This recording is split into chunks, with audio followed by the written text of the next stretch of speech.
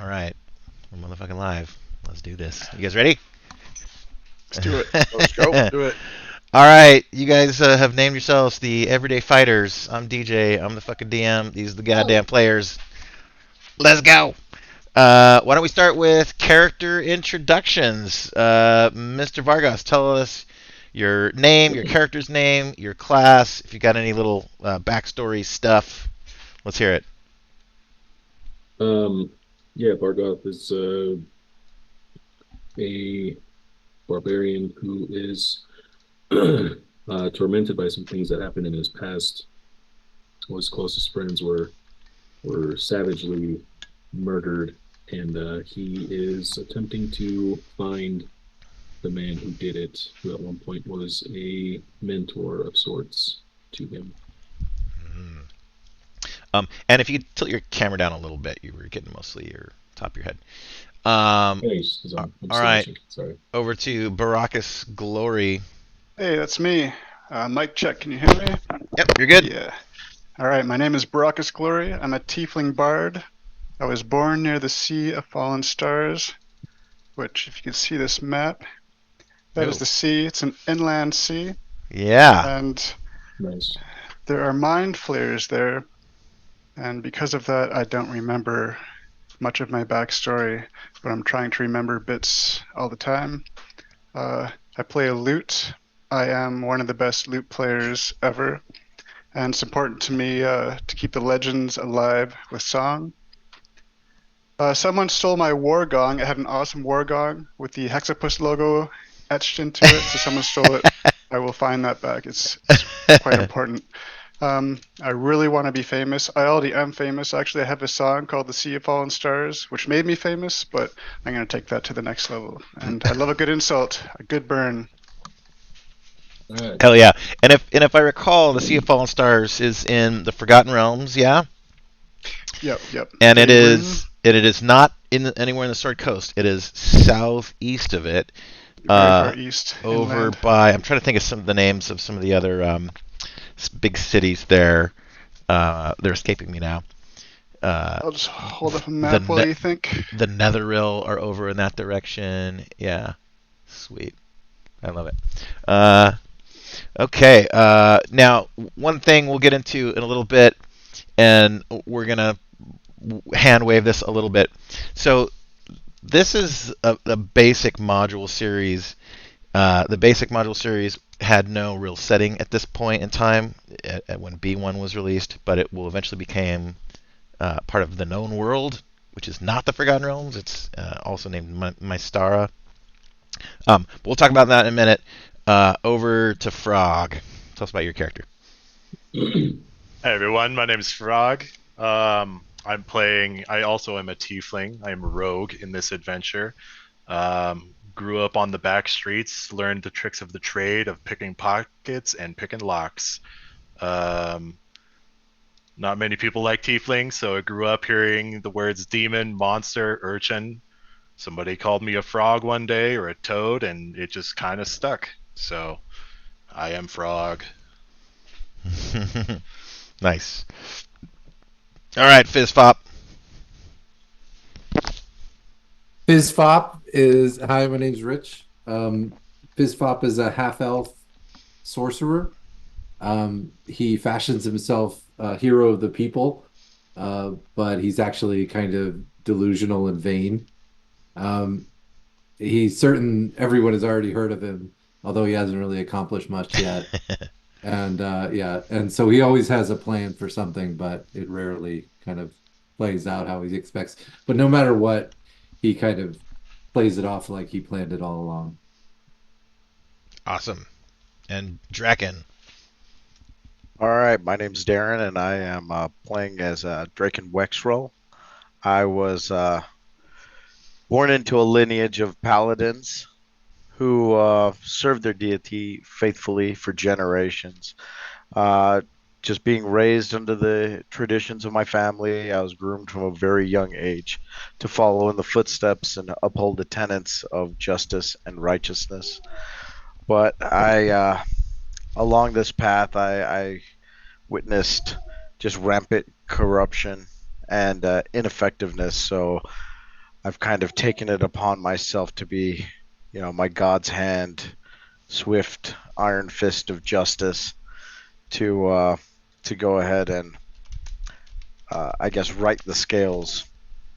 So I don't feel like Draken doesn't really have any constraints of traditional morality. The ends justify the means for sure, and I'm traveling just to right the scales and do justice where I see fit. Awesome. And I'm going to be running an NPC for you guys named Sorlin Bluebarrel. She is a Lightfoot halfling cleric of the nature domain, and I don't really believe in the gods, but I mean, maybe they're there. Who knows? Certainly, some of you do, but it's I've found that the earth is very healing, and that crystals, when you consume their energy and you hold them to your body and the vibrations, and there's more good that comes out of nature and the earth and all things natural. And so that's why I'm here to make sure everything's balanced. But if we get in a motherfucking fight, I will crush a goddamn bitch. Yes. I don't fucking run from evil. Evil runs from me. Uh,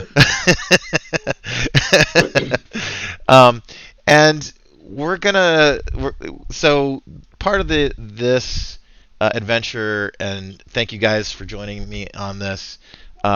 This is part of sort of a historical series of games I've been running. You guys won't be able to see this, but it's on the stream. Oh, well, let me screen share so you guys can see what I'm talking about too. So give me just a moment. Yes, good, excellent, wonderful. So this is a timeline of every single first and second edition and basic Dungeons and Dragons product ever released by TSR. So my Saturday game, I've been running through. We did some chainmail, OD&D, and we've now just moved to first edition Advanced Dungeons and Dragons. This gradient here that is now at January 1980 is where we are in time in that room, in that series. But I was kind of bummed that there's all these kick-ass AD&D adventures we're going to play, including we're 5 sessions into G1, Standing a Hill Giant Chief. And by the way, I just interviewed 2 days ago Luke Gygax, the son of Gary Gygax that co-created D&D and wrote all these modules. So I'm trying to get, I'm seeing if I can arrange an interview with Mike Carr, the feller that wrote this module too. So my interview with Luke will be posted in a couple days. So I just kind of wanted to split this vintage series into 2 different tracks. So with my Saturday group, we're doing the AD&D modules, and with you guys, we're going to do the basic ones. So starting with In Search of the Unknown, which then got a cover redo, and then Keep on the Borderlands is what we're going to do next. And we might switch over to Stairs from the Infinite Staircase or whatever it's called, or keep going on these. We'll see when it comes out in July and where we're at in this series. But that's what is going on. So yeah, there's the timeline. So the flavor of this we're going to do, so I own, but I cannot find at this moment the original monochrome cover. Here is so this adventure came out in 1979. I've got both this and the monochrome, but I don't know where I put the other one. It's also been reprinted by Goodman Games and updated to 5e, and also Dungeon Crawl Classics.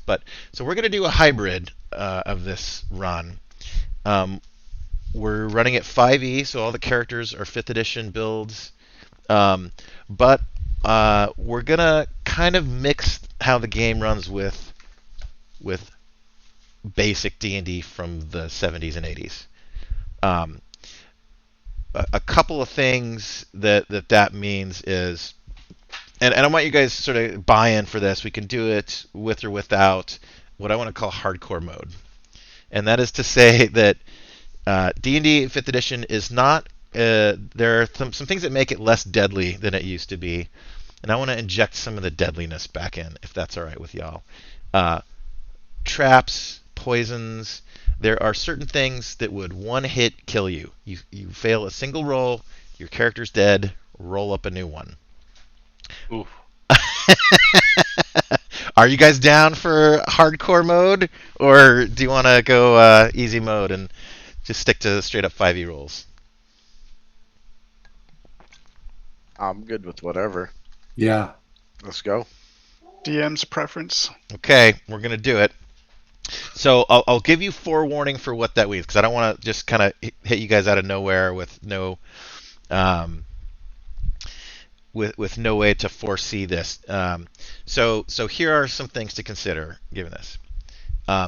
Anything that is poisonous is a save or die. In 5e, if you if you fail the roll, you get the poison condition. You have disadvantage on some rolls for a while, and then it wears off, and you're good. In basic and early D&D, and as this module was intended, you're dead. So just be very careful about any monsters that may have poison. Treat them with great caution. If there's fluids or liquids and things in there that you could drink, be very careful. Sometimes potions might be poisonous and not a real potion. So a remedy to that is go back to town, get someone to, identify it, cast magic on it. But maybe don't go around just drinking random shit. Is wise. Traps are occasionally save versus death.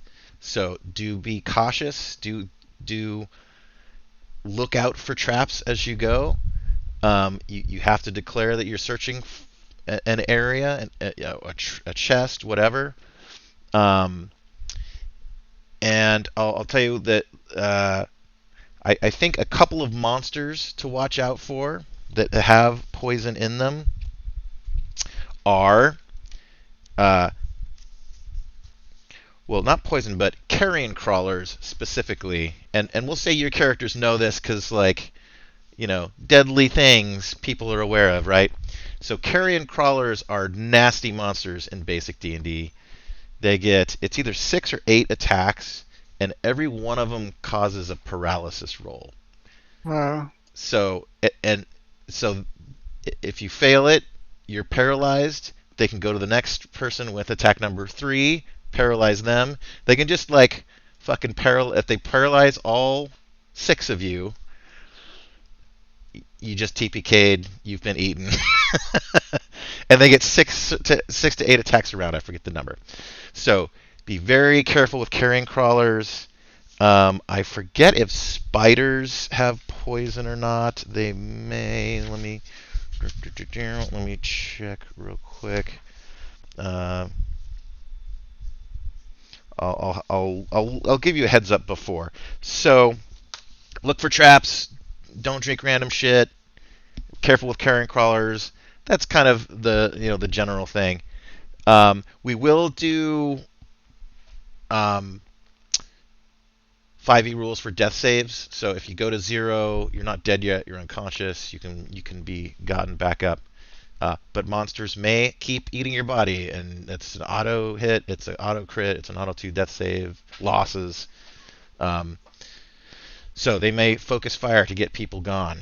I'm known to be a player killer DM, so so I'm not out there to fucking end your characters, but I'm also not gonna take it easy on you. Don't worry, DJ. Fizzfop can't die until his destiny has been fulfilled, so I'm not even worried. All right, perfect. A couple other things. We're going to stick to the basic flavor of how wandering monsters and encounters work.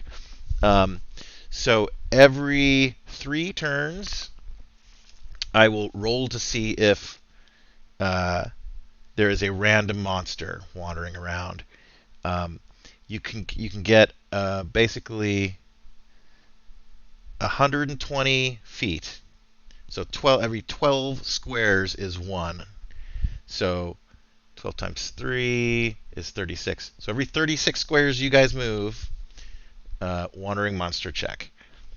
So there may be a lot of that. If you are searching anything in any one grid wall worth, that takes a turn. So if you want to search a hallway that's 60 foot long, that's 4 wandering monster checks. If you want to search both sides.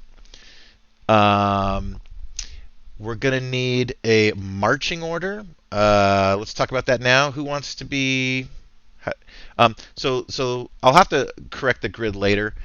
In OD&D, unlike 5e, the grid is 10 feet per square. So we're actually going to, when we get to it, make you kind of like half a square size. By the way, if you alt drag, you can, to rescale yourself, it'll stick. Otherwise, it'll kind of snap back. So in a 10 by 10, you can go 2 people wide or 3 people. If you have like pretty small weapons. Who wants to be front line? Who wants to be in the back? How do you guys want to order yourselves? I'll probably go up front. Drax is up front. Okay. Yeah, I want to die first. Yeah. We got Vargoth. Anyone want to be specifically middle or back? Baracus, middle or back? Yeah, Fizzfop, middle or back. Well, we'll pick one of the two. Baracus, middle. Okay. Fizzfop, middle or back?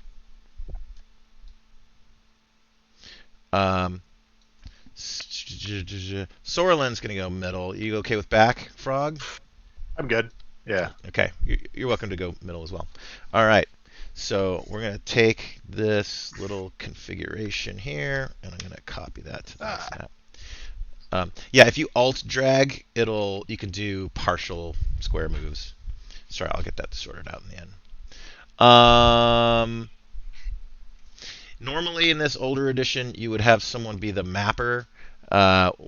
Because we're playing online, and it's just kind of easier if we just do the maps here. But that is about it. Let us dig into In Search of the Unknown. Here we go. So the background to this adventure. Many years ago, rumor has it that 2 noted personages in the area, Rogan the Fearless, a fighter of renown, and Zelagar the Unknown, a magic user of mystery and power, pooled their resources and expertise to construct a home and stronghold for the 2 of them to use as a base of operations. The location of this hidden complex was chosen with care, since both men dislike visitors and intruders. Far from the nearest settlement, away from traveled roads, and high upon a craggy hill, the new construction took shape. Carved out of the rock protrusion which crested the heavily forested hill, this mystical hideaway was well hidden, and it is rumored its existence was never common knowledge. Even less well known was its name, the Caverns of Quasqueton, which is the name of an actual city that Mike Carr used to live in the Midwest. And they just had like a ceremony about this adventure recently. I'll send you guys a YouTube video to that later. Construction of the new complex, it is said, took over a decade, even with the aid of magic and the work of hundreds of slaves and laborers. Vast amounts of rock were removed and tumbled off the rough cliffs into large piles now overgrown with vegetation. A single tower was constructed above the ground for lookout purposes. And even though there was little to see other than a hilly, forested wilderness for miles around, Rogan and Zelagar lived in their joint sanctuary for quite some time, conducting their affairs from within, except for the occasional adventures in the outside world, where both men attempted to add to their reputation as foremost practitioners of their respective arts. The deeds and adventures of these 2 characters were never well known, since they both kept their distance from civilization. Some say, and perhaps rightly so, that their motives were based on greed and some kind of vague or chaotic evil. No one really knows for sure. What is known more widely is the reputation of each. Despite their questionable alignment, both Rogan and Zelagar capped their reputation of power when they joined forces to stop a barbarian invasion threatening the great valley below. In a crucial battle at a narrow pass in the hills, the two combined powerful forces and decisively turned back the invasion. Rogan slew a horde of barbarians single-handedly, and Zelagar's powerful magic put their army to flight. A grateful populace rewarded the pair and their henchmen with considerable treasure, after which the two retired to their hideaway. Most of the reward treasure was apparently used to finance the further construction of Quasqueton, although it may be yet hidden somewhere. In any case, the hill stronghold was not completed in its entirety when years later the intrepid pair apparently embarked on their last adventure. Some years ago, Rogan and Zelagar apparently decided to join foray into the lands of the hated barbarians, taking most of their henchmen and associates along in a great armed band. The two personages disappeared into the forbidden alien lands to the north, far from the hills and forests surrounding Quasqueton. And word, just reaching civilization, tells of some great battle in the barbarian lands where Rogan and Zelagar have met their demise. This rumored clash must have occurred some years ago, and there are few details and no substantiation of the story. The only thing certain is that Rogan and Zelagar have been gone far too long. And if only one had the knowledge and wherewithal to find their hideaway, there would be great things to explore. And who knows what riches of wealth and magic might be there for the taking. So, with that, Vargoth, give me a D4. Okay.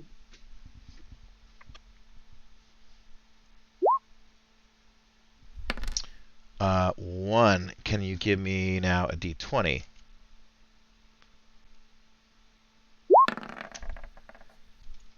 Okay. Another 1. Perfect.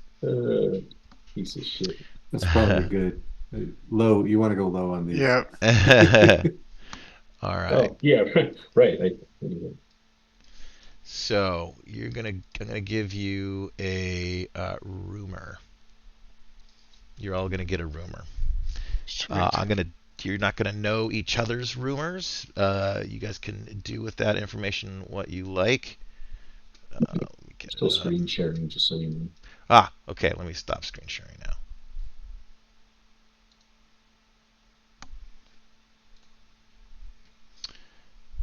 Okay.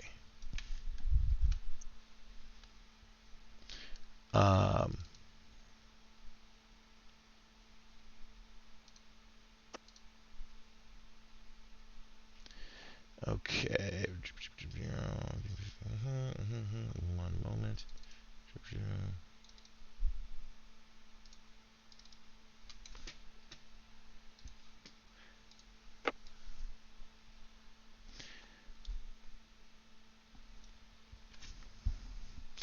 Some of these will be super awesome, some not so much.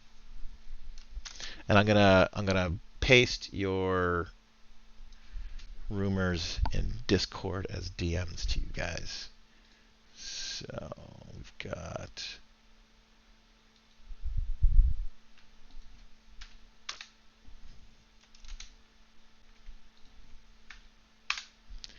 all right. Baracus, give me a D4. D4 coming up. Solid 1. Excellent, and a D20. 10.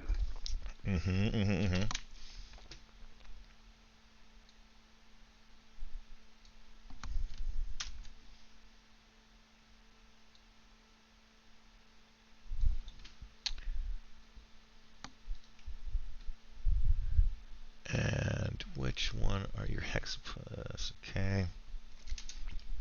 All right, sending you in Discord. Received it. Mr. Frog, give me a D4.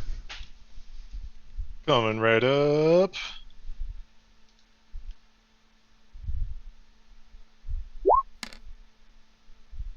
Ooh, another one. Consistency. That's right. You guys are doing great. Give me a D20.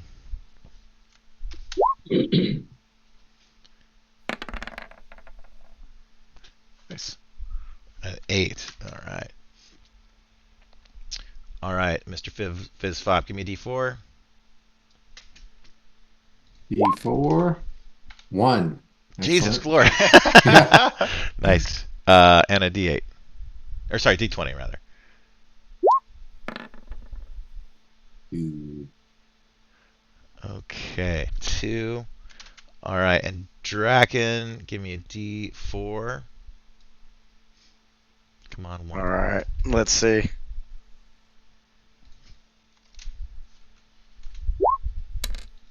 There we go. 4. You know nothing. Yeah.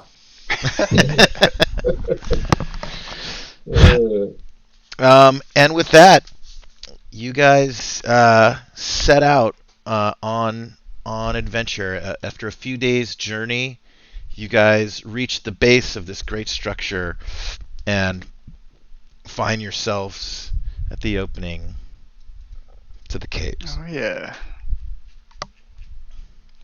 You may need to scroll. Your screen probably went black. You may need to scroll down. Ah. All right, Let's let me. see.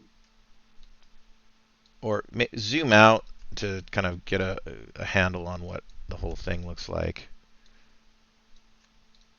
And then you should see where to zoom in. Should be kind of low center. Mm-hmm. Does anyone not have it? Let's see it. Oh, I see it.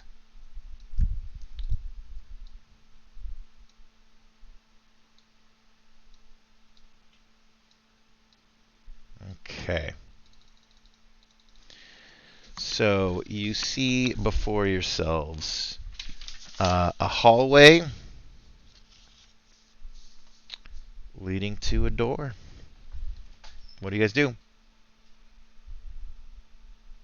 Do we see any holes in the walls where maybe arrows can come from, or snakes can drop from, or turds can drop from?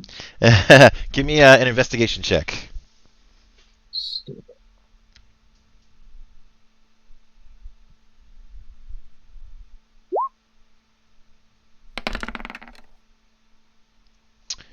Uh, 10 plus 3.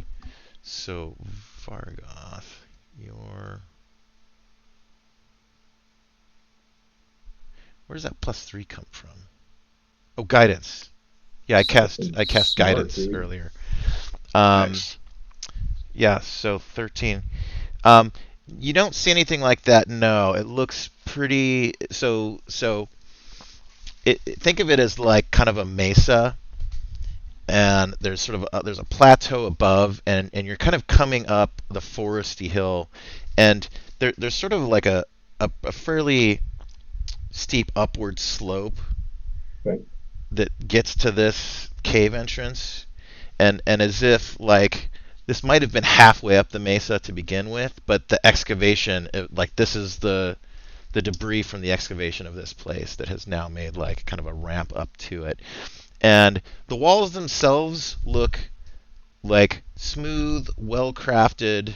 It's not like rough shot. It looks like it was well done and intentional, and you don't find any hidey holes or traps or spaces for arrows or spears to come flying out of. Then I will press forward. Okay, go ahead and move your tokens where you want to go.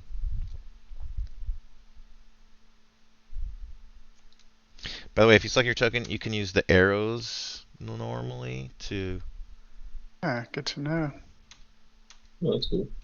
Although it'll kind of snap you. I'll have to fix the grid so it doesn't do that anymore. If you alt drag your character, you can do it to another part off the grid. All right, you guys get in position, and yeah, there's a thick wooden door in front of you. Is there a knob? Can I push it? Um, Are there knockers? there is.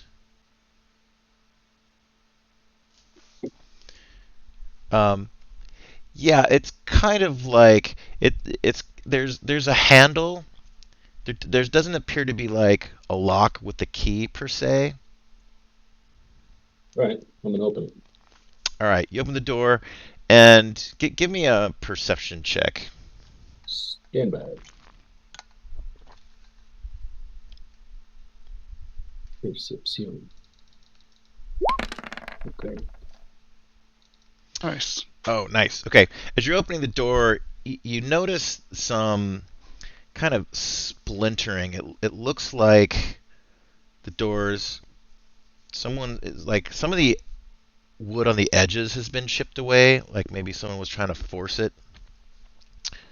And as you guys look inside, you see a very, very long corridor.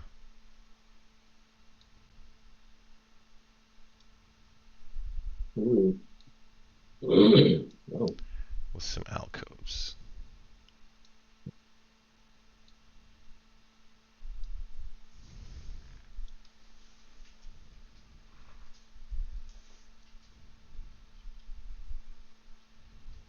Okay, and as you guys appear, and you sort of enter inside, the first set of alcoves, as you examine them, they look pretty mundane. There's recessions there, but it doesn't look like, I don't know, you don't notice anything of interest. Okay. And when you get to the second alcoves, same thing. No, you don't really notice anything in particular. Okay, how about now? When you get to the third alcoves,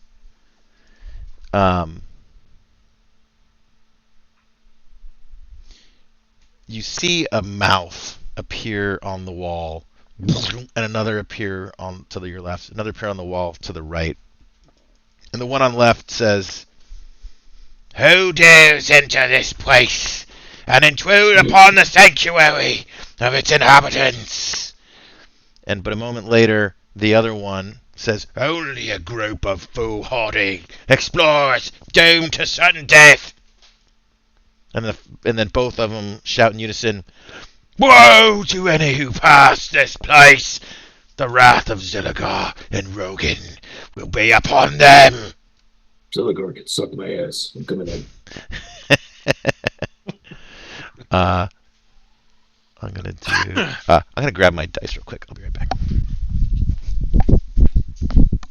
I heard this place is protected by the gods themselves. I don't believe in any of that foolishness. I heard that Imagine we'll find one member of our party is doomed to certain death. There's 6 of us. I feel like if I just roll a 1d6, find out who that is. And as you guys approach it, you can see a little further in. The corridor goes much farther back. This is kind of the indication that I commonly do to indicate that a corridor continues, but you can't see it from here.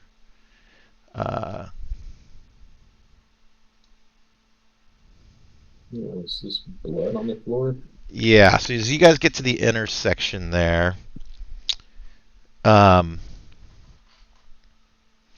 you come upon what appears to have been a very deadly battle. There's a couple of stairs up, like 2 or 3 stairs up, and then it's a cross intersection, and there are several bodies. There's 5 dead bodies. It looks like the armor's been stripped off of them, and they're all look pretty gruesomely dead. There's blood coming from them. One of them has been impaled, and is like the sword is like stuck through him to the wall.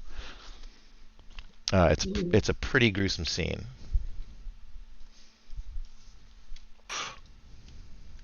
Is there anything of value on these cadavers? Do you begin searching the bodies? Yes, most certainly. Okay.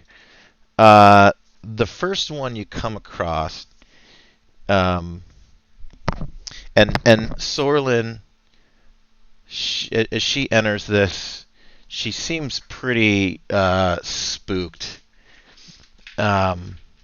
She just kind of like, her mouth is agape, and she stares on, and she clutches the crystal that's around her neck. She's wearing a necklace with a little spiral metal filigree that is holding this large orangish crystal, and she grabs it and she starts rubbing it with her thumb.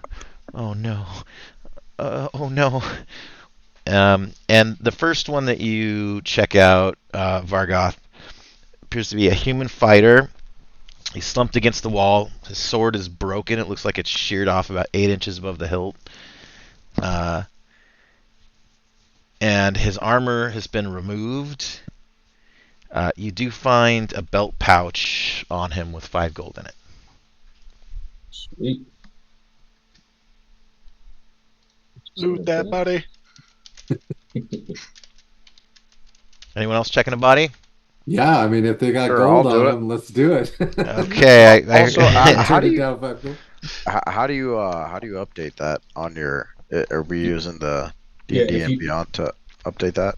So I will. You guys can do it on D&D Beyond if you want. I'll explain how to do it in Roll20 because it's the only one I know. But on your character sheet, so Draken, in the center above your inventory. So your inventory is the bottom center, and the top of it is it says you have 15 gold pieces right now. So you can just select and change that number if you find more. So All right, cool. Gotcha. So Vargoth, you've just given yourself 5 gold. Excellent. Yep. And all right, so Fizzfop starts rifling through the second body, a human magic user. This is the one that's impaled against the wall with a sword still thrust through his body, and it's lodged in the wall. There's a large section of wood at this point. That the sword is kind of like stuck in, Okay. and he's like not even like slumped to the ground. He's like fully standing up, like head bent over, sword going right through chest into wood behind him. Is there anything on his clothes? Like, can I'm rifling through his stuff. You're checking his. He does have.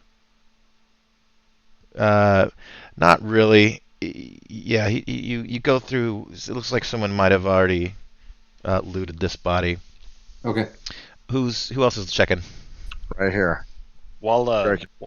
while everybody's looking around, can I look and see if there's any tracks or anything, footprints going deeper in?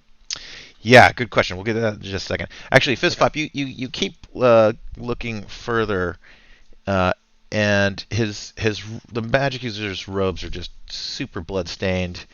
But you do find a purse that has 2 gold in it and a pouch full of garlic bulbs. Draken, the third body, it's a dwarf fighter, face down. He's just east of the intersection, and his right hand still clutches his warhammer, which appears to be in fine shape, but it looks like he crawled to there, like bleeding out, wounded. And there's a trail of dried blood leading back to the battle location.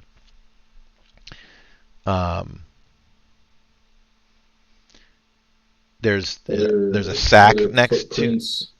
Are there footprints at all in the blood? Yeah, let me get to that in just a second. There's a sack turned inside out lies alongside that dwarf Draken. There's nothing in it though. His armor has been removed, but his helm is still on him. But it's got a pretty nasty dent, and you can see that that's probably like the head wound that killed him. Yeah, there are footsteps that head northward, but kind of quickly end, like whatever they sort of tracked on their feet. It went, maybe 20 feet northward, and then kind of ends. Frog, are you checking a body? Yeah, why not? Let's look and see.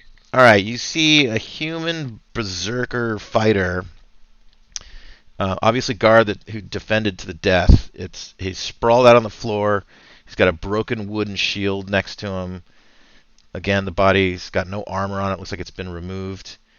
Are you still here, Draken? We just lost your video.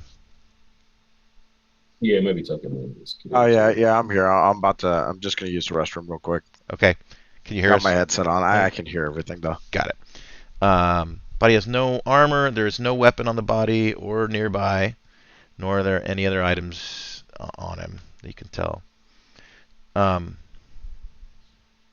You guys, is this disrespectful of the dead to be rifling through their stuff like this? Shouldn't we say a few words and dump them into the fucking forest below so that it they can be overcome with plants and they can return to the earth? You go right ahead. Yeah, by all means. Okay. And she grabs the dwarf by his leg and she starts like dragging him out. Let's do this after. Don't do it now. We might run into monsters if we waste time here. So you might be able to returning to the earth if you're not careful. She kind of ignores it and keeps going. There's one other body left. Is anyone checking that? Baracus will. All right. The fifth body, a human fighter, another guard. This one's got a head bashed in. Looks like a blow from a warhammer. He's lying face down. There's no armor or weapon again, except for a small sheathed dagger on the belt. And it's pretty ornately decorated leather, the belt. Might be worth something, except for like all the blood stains that are ruining it. Yeah, that'll pop out. It's a pretty good find, bro. Okay, so you guys have gone to the end of the halls, left and right, so let's reveal what you see there. Vargoth on the left, it goes very far down, and then turns left. And there's, about halfway down, there's something of an alcove there. And Draken, it's pretty similar on the right side. Is there anything in the alcove? You can see that it is it's sort of a defensive position. There are holes that you didn't notice on the other side that someone could spy on someone coming into or out of this place. Or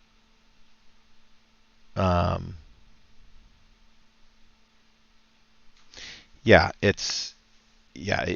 see like the seams to like a door too. And I've entered all the way south. Okay. Here. Draken's gone to the next intersection. It goes pretty far. Oh shit! Rightward here.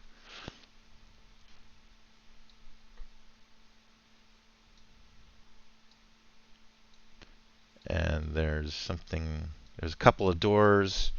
There's another passage that heads left. I'm going to go off with Vargoth just so that, no one person is going alone. All right. Go ahead and move your token over with them. This is kind of real time, too. You guys can just move your shit around and to communicate where you want to be. Okay. So we got Fizz I Fop. want to try this door here, right in front of me. Okay, the one on the left? Yeah, to my right, I guess. Okay, you open it. Okay. All right. And Baracus, are you right there with Fizzfop? Yeah, I'm keeping eyes on Fizzfop. Is this thing to the like I'm looking at the map, the thing to the right, it seems like a different shape to the wall. Is that also a door? Let's see here. Let me get my other view up so I can see what you guys are seeing. Where did I put it? Yeah, Baracus is kind of standing right between what looks like two different doors. Is that right? Yeah, That's there's a correct. door on each Oh, side. okay. Yeah, yeah, okay. All right, what do I see? And Draken, the far right passageway has two doors on it as well. I didn't illustrate that well. Okay, so Fizzfop, you open the door. Inside, you find what appears to be a kitchen. This food preparation area for the complex is a very long room with a variety of details.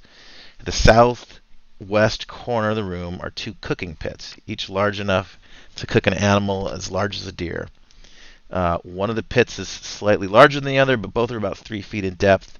The pits are full of ash and charred remains of cooking fuel. A chimney leads upward, but its small size prevents further investigation. There's long tables lining each wall. There are scattered containers on them, some upturned, with spilled contents moldering on the tabletop. There are spoiled pieces of food all around, and the smell in the room is very inviting. There's one chunk of moldy cheese is particularly nauseous, as a fuzzy green growth covers it entirely. Hanging from above are a variety of utensils. Some of these are scattered about the floor of the room. These are nothing more than pots and pans of various sizes, although there is a large cast iron kettle suspended from the ceiling by a thick chain. And in the very far back, munching away on something inside of there, you see, I'm going to post in the Discord a picture of this.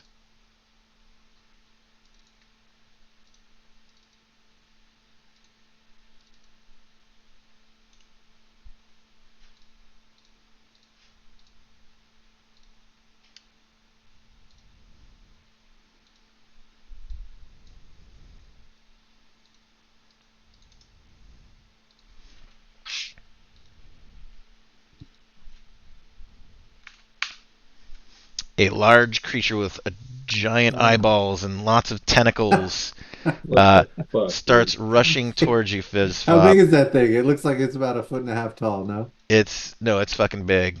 I'd like to do. It's Can I like do an action? everybody, please roll for initiative. Select your man. token first, and then roll. Yeah.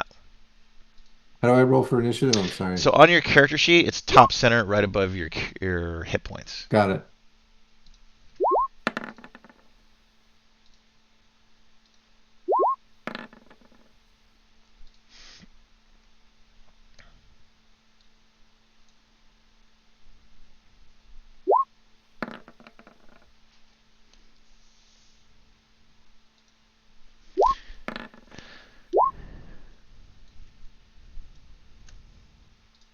Okay, so now the turn order. All right, we've got Frog is going to go first. So you guys should all have speeds of 30. Excuse me, except for me, I'm 25. So which is say you can move 3 squares because these squares are 10 feet per square. Sorry. Do I get a move, or I guess that's the order of initiative, right? Like, who gets? Do I get to duck out of the room before the monster's on me? Yeah, you'll be well. Okay, so I don't see your initiative roll. It depends on that. Oh no, I gotta hit the button. Hold on. So make sure your token is selected before you hit it. There you go. It is. Okay, there it is. Yes. All right. You beat him in initiative, so yeah, you're going to have a chance to run before he goes. Okay.